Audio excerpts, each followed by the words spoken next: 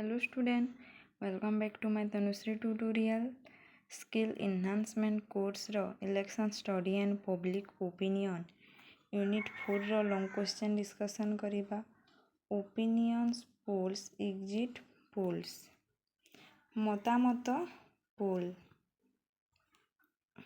exit poll ଓ opinion poll ଦୁଇଟି ନିର୍ବାଚନ ସମ୍ପର୍କିତ ଗଣମାଧ୍ୟମ ଅନୁସନ୍ଧାନ ରୂପଟେ ଯାହା ମତଦାତାଙ୍କ ମନୋଭାବ ବୁଝିବା ପାଇଁ ବ୍ୟବହୃତ ହୁଏ। ଏହି ଦୁଇଟି ମଧ୍ୟରେ ମୁଖ୍ୟ ପାର୍ଥକ୍ୟ ଏହିପରି। ଓପିନିଅନ୍ ପୋଲ୍ ସମୟ ନିର୍ବାଚନ ପୂର୍ବରୁ କରାଯାଏ। ଉଦ୍ଦେଶ୍ୟ ମତଦାତାଙ୍କ ମନୋଭାବ, ରାଜନୈତିକ ପସନ୍ଦ, ମୁଖ୍ୟ ସମସ୍ୟା ଓ ଆଶା ଅନୁସନ୍ଧାନ। ଅଂଶଗ୍ରହଣ ସାଧାରଣ ଲୋକ ମତଦାତା ହେଉନ୍ତି କି ନାହିଁ। ଉଦାହରଣ, ଏଥିରେ ପ୍ରଶ୍ନ ହୁଏ, ଆପଣ କେଉଁ ଦଳକୁ ଭୋଟ ଦେବେ? କେଉଁ ମୁଦ୍ଦା ଆପଣଙ୍କ ପାଇଁ ଗୁରୁତ୍ୱପୂର୍ଣ୍ଣ?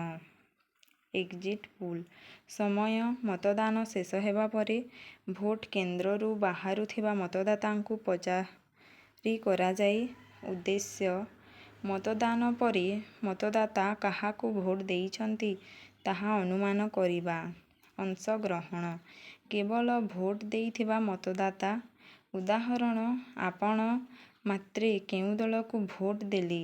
ଆପଣଙ୍କ ମତ ଦେବାର ପ୍ରମୁଖ କାରଣ କ'ଣ?